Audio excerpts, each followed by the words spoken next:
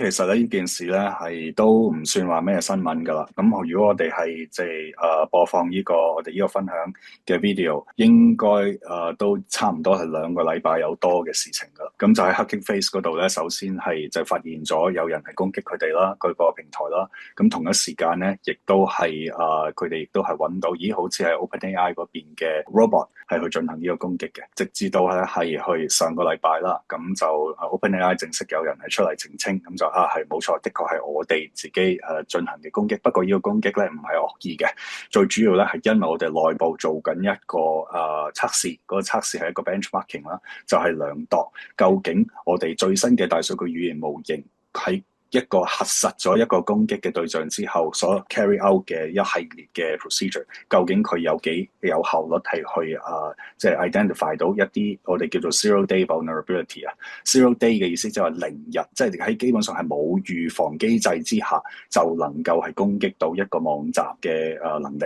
咁最主要真係想測試呢樣嘢嘅啫。但係咧喺呢個咁嘅流程之中咧，就出咗少少亂子。個亂子喺邊度嚟咧？就係原本所有嘅測試啦。咁其實大家如果話做過 FinTech 金融界嘅朋友都應該知道，我哋有個好專有嘅名詞，又叫做 Sandbox 啊，即係個沙盒。咁喺沙盒入邊係做測試咧，正常嚟講係安全嘅。點解咧？原因就係喺沙盒入邊咧，我哋係限制咗本身個測試程式能夠做到啲乜，唔能夠做到啲乜。咁但係咧喺呢個 OpenAI 佢呢個測試嘅過程之中咧，就有一個漏洞係出咗嚟。嗰個漏洞咧就係佢本身個大數據語言模型，佢係知道用乜嘢嘅方法係去即係去 hack 任何嘅一個網絡嘅平台啦，包括埋佢自己本身個沙盒在內。咁所以呢個係我哋英文叫做咩 eat your own dog food 啊！